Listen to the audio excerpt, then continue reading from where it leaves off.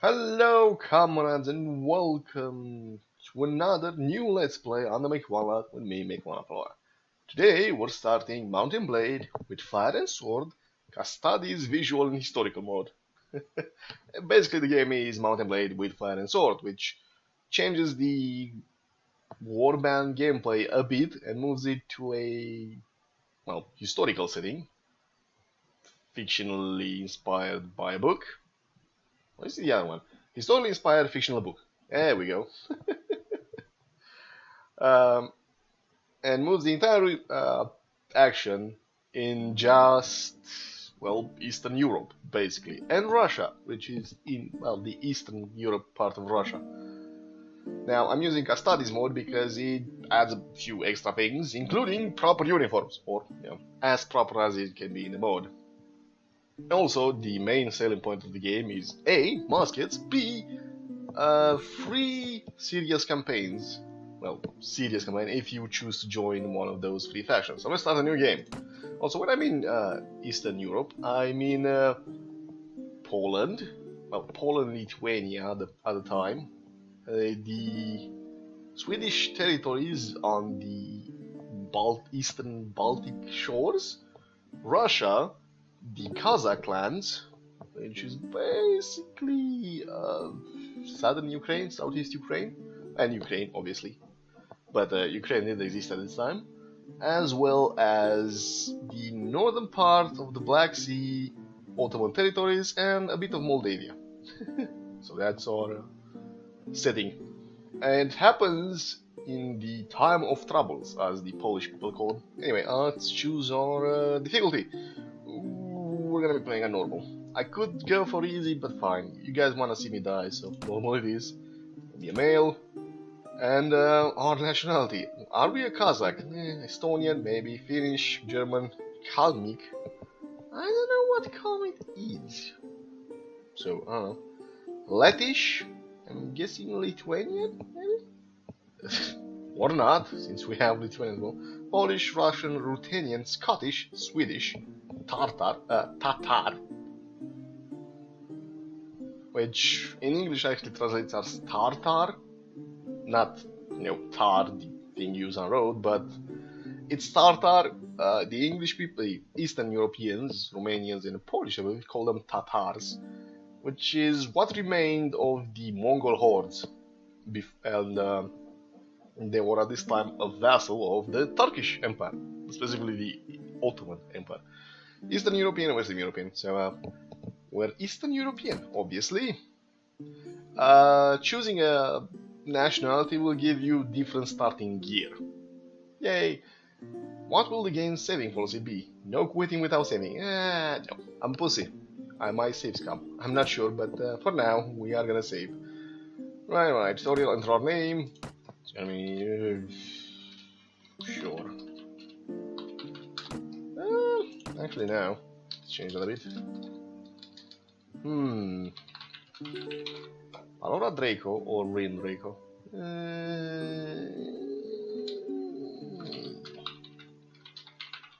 Now, excuse me. Microphone muted. Microphone activated. I may want to turn TeamSpeak on, but rather than risk muting myself, I'm gonna keep it on so I know when I press the muting button.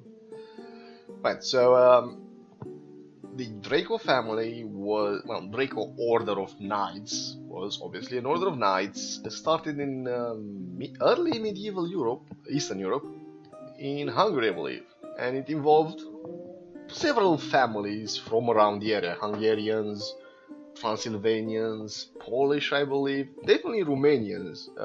Vlad Dracul III, obviously, the son of, the famous Count Dracula, was in fact a Draco Knight. Although he maybe wasn't, his his grandfather was earned the name Dracul, which in Romanian actually translates as dragon as opposed to Satan, devil. But there you go. So Vlad Dracul III was related to somebody who was in the Draco Order, which also means the Order of the Dragon, not Satan, again. Don't get this confused. Anyway, we're level 1, 46 health, 141 experience, and we get a new level at 600 points of experience total. We have 4 attributes and 4 attribute points. Strength, which adds 1 hit point, and you cannot improve the following skills beyond 1/3 of strength: Iron Flesh, Power Strike, Grenade Throwing, Power Throw. Like I said, we're dealing with muskets, we're also dealing with grenades. Grenades are interesting. I might use them, they are consumable though, so you have to buy every one you waste. Agility, which each point gives 5 weapon points and increases weapon speed by 0.5%. Weapon speed is important, especially if you're swinging giant swords around. Not sure we'll be able to pull that one off, because muskets. Intelligence. Every point to intelligence gives immediately 1 extra point. So, as you see here, if I put 1 point in intelligence, we're gonna get another point. I'll probably use intelligence a lot, because it also affects, obviously, well, it doesn't affect, but it lets us increase trainer, which means how much experience the party, the soldiers we have, get each day. Spotting, which lets us see enemies further out. Inventory management, how much inventory we can carry. Wound treatment, wound return, surgery, first aid. All of these affect your soldiers' chance of dying when they get hit as opposed to knocked out. Your heroes and companions health recovery speed, and I forgot what the other one was. Party healing speed, 40% chance that a mortally struck party member will be wounded rather than killed, so they survive the battle even though they were knocked out. And first aid, heroes regain 5% of hit points lost during a mission. So at the end of the mission, if you're still alive, even if you're not alive, you get 5% back of your 5% of your HP back. That is nice. And charisma, which increases our party size limits by 1, allows us to have a bigger army. By 1 is not that big of a deal, but it adds up. Although I'm not sure party size limit is actually by 1 increase as opposed to level 1 of party size limit and level 2 when you can carry 10 extra people or something like that. Anyway, we'll see about that. As well as affecting, well, limiting charisma, prisoner management, leadership, persuasion, and trade. Charisma, well, charisma is charisma, but persuasion allows us to bring other people around through your point of view, our point of view. And it has uses, especially if you're trying to convince enemy lords to not kick your ass or join your faction if you start one. We can't really start a faction in with Fire and Sword. As I said, it has a campaign, it has a story, it follows a plot. We can just influence some of the outcomes. Prisoner management allows us to carry more prisoners by 10 for each point invested. Leadership, actually, increases the maximum troops you can command by 5. So every point in charisma increases our max part size by 1, and then if we put in leadership, we have 5 extra. So yeah, I guess it doesn't sound too impressive, but it adds up. As well as trade, yes, reduces our trade penalty by 5%. Basically, how cheap items are to buy and how expensive they are to sell back. We're not gonna worry about most of these, we're gonna have components for them. Anyway, what do I want to do? Kinda wanna not die, especially with muskets around. Kinda wanna have Iron Flesh. I believe it's every 2 points, so that's gonna limit our ability. I'm also gonna have Iron Flesh as increases your HP +2 +1 every point in strength, and Power Strikes allow us to do more damage with melee weapons, which we kind of want because muskets are not famous for their rate of fire. On the other hand, I could get some extra intelligence, so I have more skill points to put over here. Power Draw increases bow damage. We'll not be using bows, although they are not as good as pistol damage-wise or penetration-wise. They do fire faster. No. Weapon Masters allows us to increase the upper limit of our proficiencies. Not sure if I want to use a one-handed weapons or two-handed weapons. I'm gonna use a pistol, so 2 of my inventory slots are gonna be taken out by the pistol and the ammunition, or more. Might want to use a shield, might not want to use a shield, don't think about it. Athletics though is important, you know, in case we get knocked off our horse and we have to run for it. We don't really want to run for it, but if we're in the position and we have to run for it, it's better if we do it fast. Yeah, so we're gonna go like that, meaning we have some athletics, some riding, and that's it. That's, wait, that's not good. Yes, power strike, it's not that big of a deal. How about we don't get thrown off the horse? Reduces damage to shields, never mind. Improves running speed. Technically, not that big of a deal. So how about we invest in shooting from horseback and riding? You know, that way we don't actually get knocked off our horses. And as I said, because muskets are involved, we're gonna have issues with getting shot rather than getting knocked off the horse. Oh, getting the horse shot. Or both. We'll see. For now, we're gonna invest in firearms. And to adjust our face. Right, rage, hair color, rage. Yep. Nope. Yeah, as you can see, the game is old. Really old these days. Some of the things don't work, well, aren't as intuitive as they could have been. That way, nose a bit like that. What? Nose height. That's not it. Mouth to nose distance, that's it. Make it smaller. Thank you. Even smaller. Increase the nose. Raise the nose. No. Nose. Height. There we go. And what is it? Mouth. There we go. And it's done. Yay! This is us. Your travels have taken you to a small Kazakh village on the outskirts of the wilderness. As you stroll past, the silence is broken by gunshots. See what trouble is afoot. I'm gonna try to read this, but bear in mind, I may be with fire and sword. This is a short tutorial that will guide you through your first steps in the game. Let's begin with the basics. Move your mouse to look around, and use W, A, S, and D for movement. Go to the fence ahead to proceed. Yeah, right. So, while I may be Eastern European, the Romanian language is a Roman language, you know, Italian-based. Well, not really Italian-based, Roman-based. Every other neighbor in the region isn't. So, while I can read and understand some of the names more than the usual that fence Eastern is European... blocking your way. Knock it over. You can attack in 4 different directions. Move the mouse up, down, left, or right while clicking the left mouse button to execute an attack. I'm gonna butcher the names. That's what I'm trying to get at. Yay! Oh, God. Hey! Why is our sword speed so Now fast? on to defending. Defense is controlled by the right mouse button.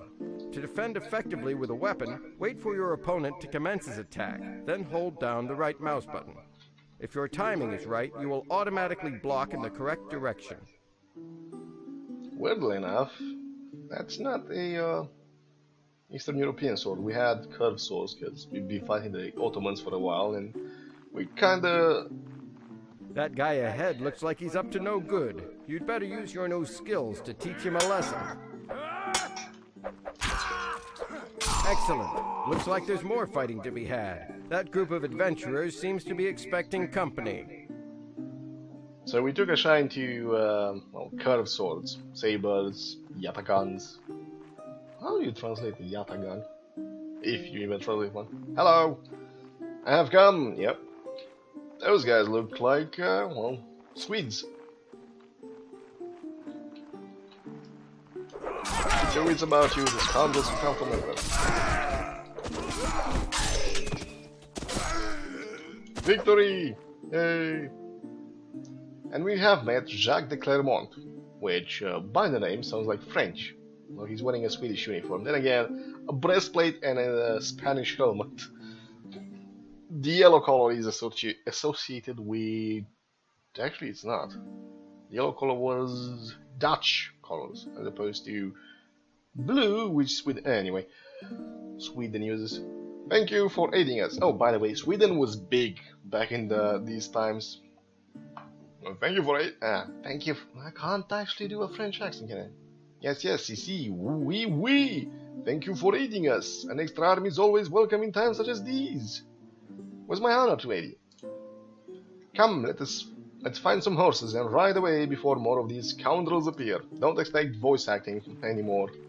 I'll be doing all of it. Badly, because, well, it's how we do. Yes. Alright then, we'll have to do something about this padlock.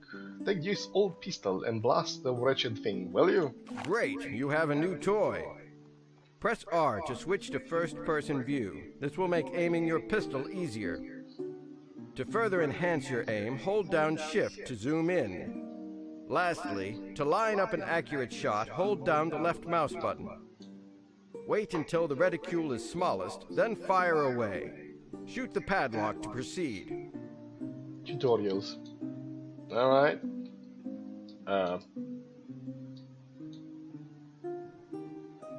No, shift to zoom in, right? Grab yourself a horse and ride away with Montfort and his men. Get close enough to the horse until you see the word mount appear. Press F to mount up. His name is Jacques de Clermont as opposed to Manford. Shit, alright. I forgot how to play the game. I was trying to reload and pressing R. Yeah, this is a pistol. It takes a while to reload. Rifles? Well, muskets take longer. Wonderful, you're saddled up. Horses can be wily beasts. To control your mount, use the W, A, S, and D keys. Press W to spur the horse onward, and S to rein him in. A and D will rein the horse left and right. Riding requires some practice. Don't forget that it's easier to make tight turns if you slow down a bit. Yay! Can we finish the tutorial already? But yeah. Look, more enemies on the horizon. Time to put your sword and pistol to use. You can scroll up with the mouse wheel to switch between your weapons. Now, go ahead and fight your way out, with fire and sword. With fire and sword. There goes that. I've turned on some of the helping messages. Come on. So it doesn't ruin the immersion like, oh, you hit this guy like 4,000 meters and so on and so forth. I kept some of them, like proficiencies and level up runnings. Are they all dead? Might be one more. Load the pistol. Get used to this animation. We'll be using pistols because they do a lot of damage. Many thanks, stranger. Stranger. Yeah. I can't do accents. I can't do different voices either, so I said, get used to shitty accents, or attempts at accent and voice acting. These are strange times, yes? As we both well know. And it's good. That's not me, that's the text. And it's good to meet new friends. Would you care to join us for supper? Aye, that I would. Aye, that I would. After defeating the final enemy, you return to talk with your new ally. He's not really my ally. Jacques de Clermont. Well, my name is Jacques de Clermont, obviously. You can see it right there. I can see you are surely no brigand. How would you know that? I suppose, well, I'm guessing by the Eastern noble clothes I'm wearing. As it, if you choose a different background nationality, you dress differently. Come, unsaddle your steed and rest yourself by the fire. The supper is nigh ready. My name is Raelin Draco. How do you find yourself in this land, sir?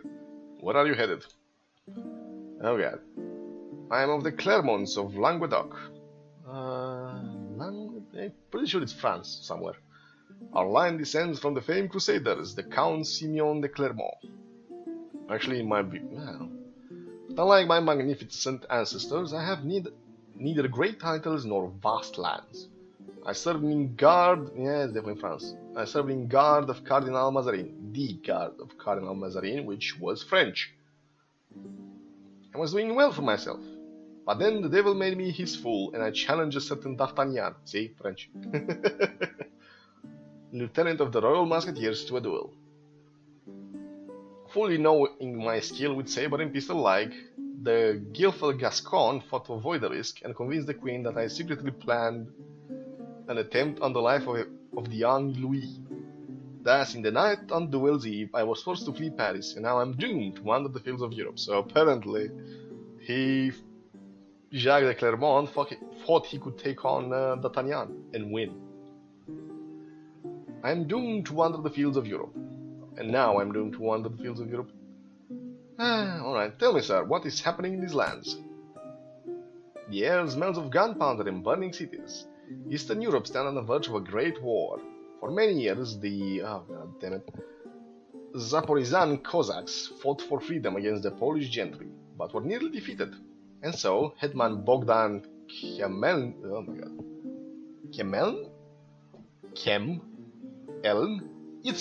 Khmelnytsky was first to turn to the Russians for help. Thus, not long ago, in Peryaslav, the Council of Cossacks lead. The Council of Cossacks leader. Half of this is me, half of that is the text actually not being grammatically correct. So, don't take it out just on me.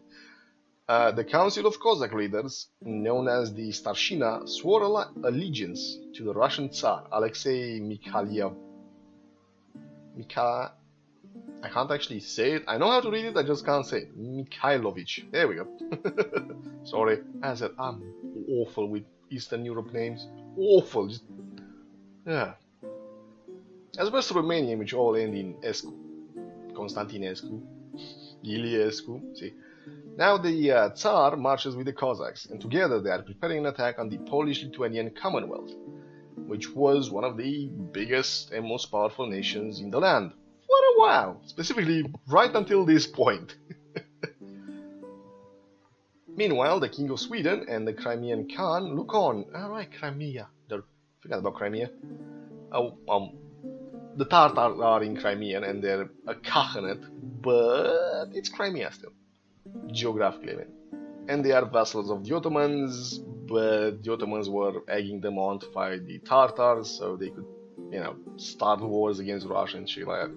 Complicated Eastern European politics, you wouldn't know anything about it.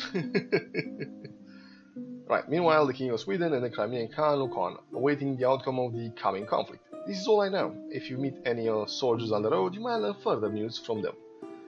They should know how far more than I. What can you tell me of this area? It is nothing short of a battlefield between the Swedes, the Poles, the Russians and the Cossacks.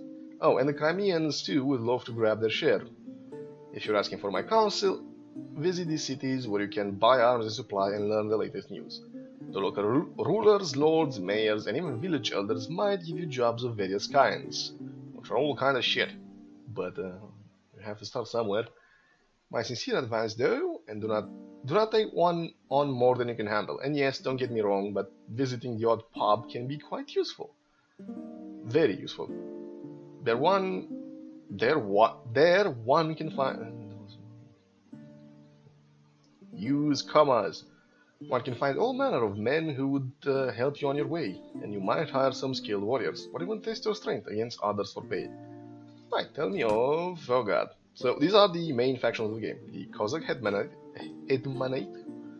which was the Cossack attempt on being free, the Polish Commonwealth, Polish-Lithuanian Commonwealth, by the way, Muscovite Tsardom, which were the upcoming, not yet Russians, but Russians, the Kingdom of Sweden, and the Crimean Khanate, which, by the way, at this point, as I said, the Kingdom of Sweden controlled Sweden, Denmark, I believe, Norway, Finland, and I said Lithuania, I believe, not Lithuania, Latvia, well, what's now known as Latvia, the Baltic states as well. So they were expanding. They weren't gonna do that for long, especially after this war, but at the moment they were a rising military power. And then shit happened. What would you advise I do from here? These are troubled times, and a mercenary, especially one that has known command, is worth his weight in gold. Start with small jobs, I would say. Take your time to get accustomed and understand the local affairs. Wipe out some bandits, do some freelance jobs, the usual. Escort a merchant convoy or protect a village. After that, you might try enlisting with one of the rulers. You learn a reward, maybe even get yourself an estate, which by turns would also bring you some coin. Once you gather some loyal warriors and earn a name for yourself, you might lay siege to a stronghold, throw your backing behind a claimant to the throne, or even start a rebellion yourself. Can't do that in this one. You can't become the king. Not sure about claimants to the throne either. Well, it was a pleasure to meet you, but now I shall be moving on. I recommend you set your path to Zamoshye and take in the town. And Smolensk is a fine city not far from here. Yeah, thank you. So, this is the campaign map for those of you who don't know what Mountain Blade is, which is weird since you should by now. And the Baltic states. Finland is this. There's nothing there, so we can't go there. But yeah, the blue are the Swedes. Yellow are the Muscovites, Russians. Polish-Lithuanians red. The Kazakhs are light blue, aquamarine. I don't know what fucking color that is. And the Crimean Khanates are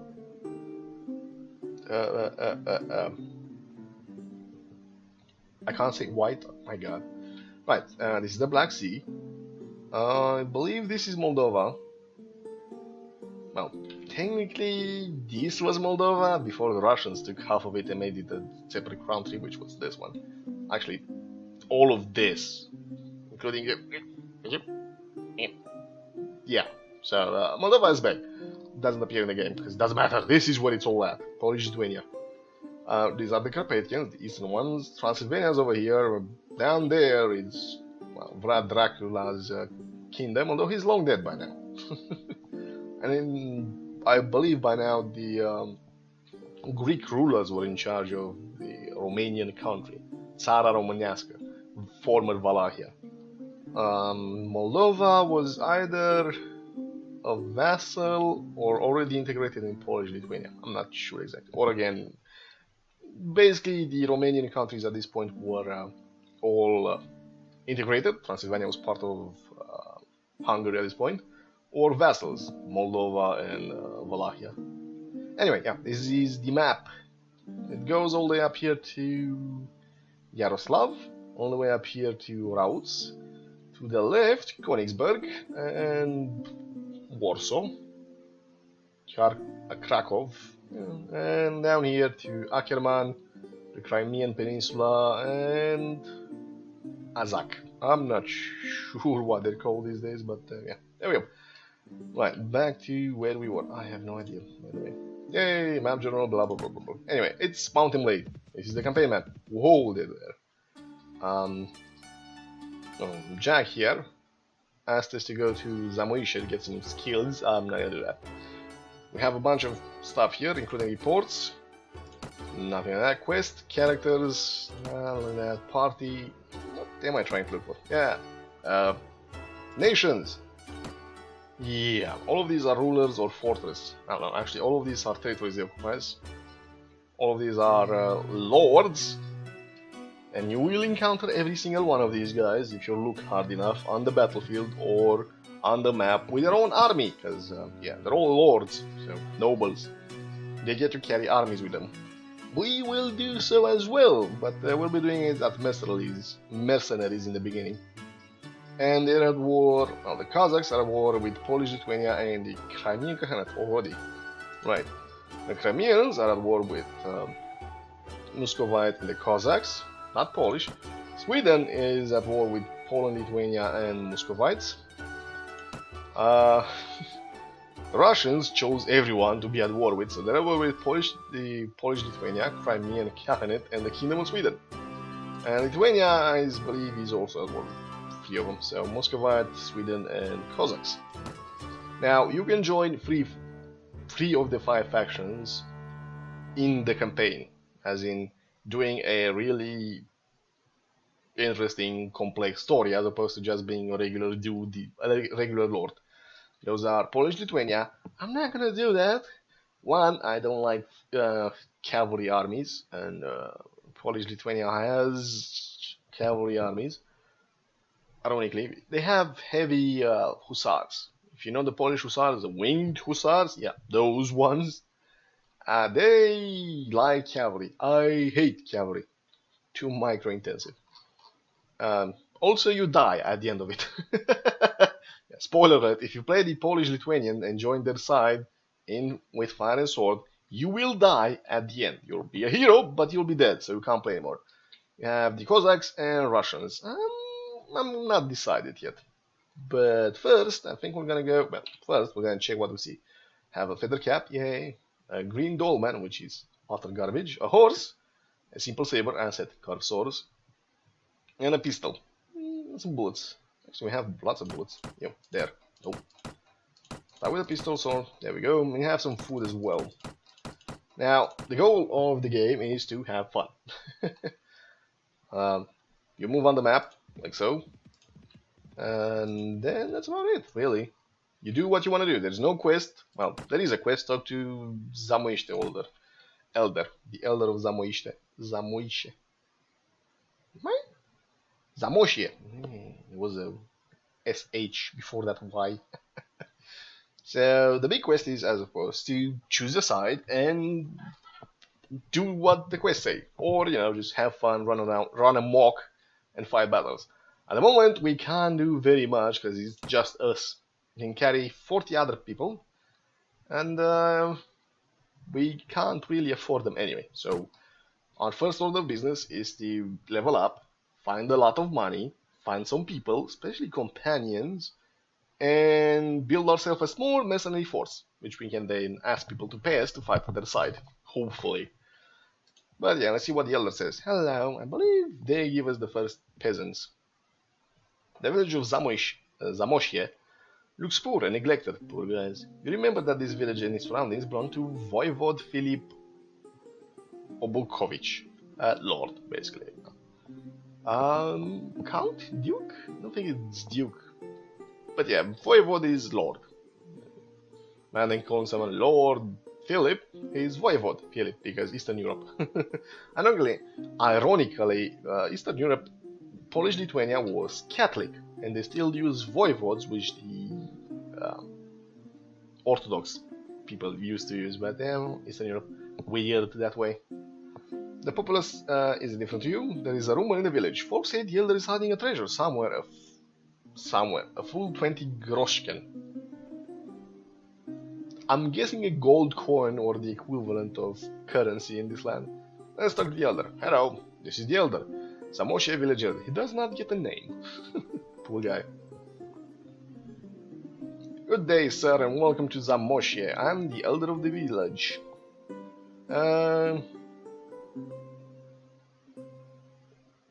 May your days be long, father. Tell me, what is happening around here? I'm guessing that the game is heavily inspired and follows a Polish book dealing with the times of troubles. So you're gonna hear long dialogues and supposedly interesting storytelling, and as well weird phrases like "May your days be long, father," which supposedly are historically accurate or sound that way. Tell me, what is happening around here? Why, hello there, Mikhail. I guess he gets a name. Nick Hayes is my name. We are Rusin, but we live under the Polish gentry. Common folk? Nobility? I can't exactly find gentry. I don't know exactly what it is. I mean, kinda know what it is, but I don't know what it is. Weird. Anyway, we have heard say that the Russian Tsar wants to regain our lands and has set out to make war with the Polish king. He leads his host to Smolensk. Word has also come that the Kazakh Colonel Zolotarenko stands nearby with his army, calling all free men to the Zaporizhan host to fight under his banner. And you have some work for me, because, yeah, something that will give me a chance to swing my saber with myself, win myself some glory for peasants, and fill my purse, a little too empty at the moment, very empty. Aye, there is always work for a daring soul such as yourself. Believe it or not, the colonels of the gentry just sit in wait for the Moscow. Yeah, gentry basically means the landed people, the landowners, nobles at this point. Although, I believe in Polish Lithuania, you could become a noble if you had enough money. So there you go. As opposed to you have to be born in the blue line of noblemen. If you have enough money, sure, welcome, welcome. Sure, you can have a title. Why not? Give us money. It was a decent democratic system that kind of worked until it didn't. Possibly until this time. Just sit and wait for the Muscovites, huddling in their towns, fearing to stick their nose out of the gates. Meanwhile, bandits roam the roads, giving travelers and merchants no peace. You cannot even travel to the bazaar, for fear of being overtaken. And to make matters worse, the blasted warlord of Smolensk taxes us so heavily that we have nothing for ourselves, and we will soon be reduced to starvation. So we have some choices here: find and wipe out the bandits, might get killed. Persuade this Smolensk warlord to lower the taxes, not gonna happen, we don't have any charisma. And bring you some goods. Let's try the easiest one. Bandits have settled in the forest nearby and set out to plunder us each day. Each day? There are only a few of them, but numbers matters not.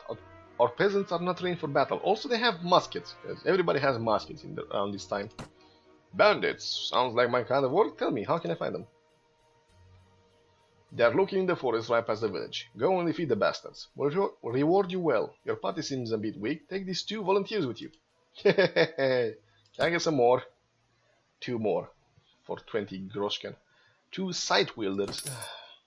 I don't think the scythe is a good weapon. The scythe happens to be a farming tool.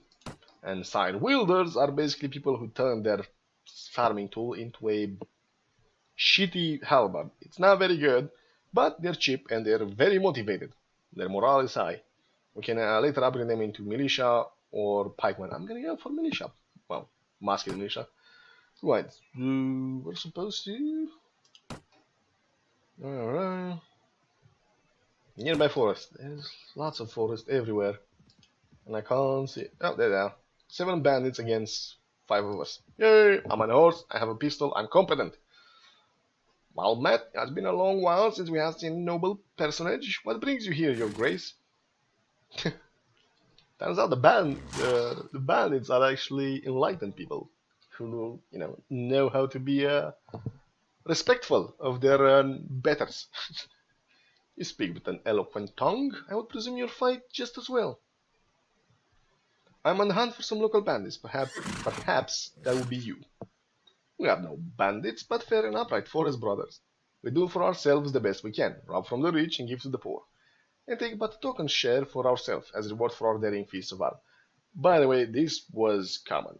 So there's plenty of folklore and stories of brigands and bandits. In Romania they were called haiduks, who basically claimed they were Robin Hood all over again. Well, yeah, we're taking from the rich and giving to the poor. Obviously, they couldn't take much from the poor because the poor didn't have any to take from. Well, didn't have much to take from. But they still took from the poor if they wanted, they needed it, or they were hungry. And what they took from the rich didn't really get sent to the poor unless they wanted to bribe the poor into providing them shelter, which they did. But this, legends of brigands and thieves just giving to the poor, Robin Hoods of the Eastern Europe. Not only, basically all of Europe was full of Robin Hoods. Apparently none of them actually were Robin Hood, and none of them cared that much for the common folk. But think of it like ancient Europe's drug lords. God damn it. What's the name of the guy in Colombia? Which gave so much money to the people and invested so much in the town that they loved him, even though he was killing half of them, or more. That's the idea. See? Give people enough money and they'll love, praise your glory, even though you're a thief and murderer and rapist and so on. Yeah, brigands. Right. And take but a token share for ourselves as reward for our daring feats of arms. Yay! That's strange. Basically bullshit. I'm calling out in your bullshit. According to the local villagers, it is you who are taking from the poor even their last pittance. This seems far from noble to me, and they have asked of me to put an end to this disgraceful situation. Because the poor can't defend themselves. You see, the rich people can hire guards. Make sense? Strange business this. Some nameless passerby dares to slander us. Knave. Aye, lads, a long time has passed since our daggers bit flesh. Let's test the color of this noble fool's blood. Get him! So, we're encountering Zamoshie bandits. I have 5 troops. They have 7. We are gonna be challenging them. Or change the command. We are gonna charge them. By that I mean I'm gonna charge them. You guys stay here.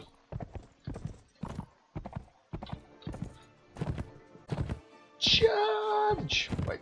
Let's finish the guys off. I mean, I don't want to lose any of the peasants I have with me. I keep forgetting the controls. Need to get used to this. Because eventually they might have muskets. On the other hand, these guys definitely have muskets. Yeah, 7 bandits. Let's use our pistol. Miss horribly and use the sword. Yes, curved swords. Best swords. Let's dodge some of those shots. We don't want to be hit by a musket. Especially when we're all wearing just glorified clothes. Yeah, the start is always slow in this game. And the middle is always painful since you're running into large armies with lots of muskets. Expect this game to be, damn it, more difficult than the average Mountain Blade game. Because muskets are the great equalizer. Especially when you're shit with them. So, you may be a knight, you may be a lord, you may have giant, large armor plates on you, and the musket will still target. Shit, fucking hell. Very well. 1 down. 2 down. You bastard. 3 down. Well, he's not down. Don't shoot him. Don't you dare. Good. Man, can reload now. These guys wanna. So there, he changed from arming the musket using it as a club. There we go. Finally hit somebody. I think this one wants to run away. There's no running away. You will all die. And hopefully we'll get some decent, well, some gear from this. Victory! Now, things to note. Ammunition for bows and pistols is infinite, but it is limited in battle. So, did I miss one? Yep, I missed one. He's running away! He's shooting our guys, I believe. Charge! Cavalry, 1, 2... What was it? 5, 6, 7, 8, 9, 10... Party, right? No, I don't want to retreat. I forgot another button. Get him! Get him! Get him some more! Victoria! Also, they speak Polish. Also, obviously, they're Polish. Did we lose one? Yep, we lost one. Damn it! Actually, we lost one. This is a scythe. It is an awful weapon, and you can't really use it well on the horse. But yeah, as I was saying, this is our baggage. We're gonna be using this a lot, since we run out of ammo. So you have only a limited amount of bullets you can carry in battle, but the bullets get refreshed after every battle. Not so with grenades. Whenever we get a grenade. I like the art in this game there. I find this place, well, this period really interesting. Oh, it has some slightly better boots. Awful swords. Pretty much junk. But we can sell the junk eventually. And we did the quest. Yay! Oh! Now, one of the scythe wielders got murdered, shot in the face, while I was busy killing everyone else. And yeah, this is the first set of Mountain Blade with Fire and Sword. I hope you enjoyed this set. If you have any questions, please let me know. And if I forget to make a video of it, nag me about it in the future. Thank you for watching. Well, before we end, hello. Nope. Yes, you can actually go around the villages and the towns if you so desire. And you can also just interact with them from that menu, which is easier, but, you know, it doesn't let you see the medieval... Well, it's Renaissance, basically the start of the Renaissance. Actually, not really, it's basically the start of the Renaissance because it's full going now. But yeah, I love the saber. Yeah, and the saber, because its curved sword has shorter range. We're gonna need to replace that. Anyway, Nope.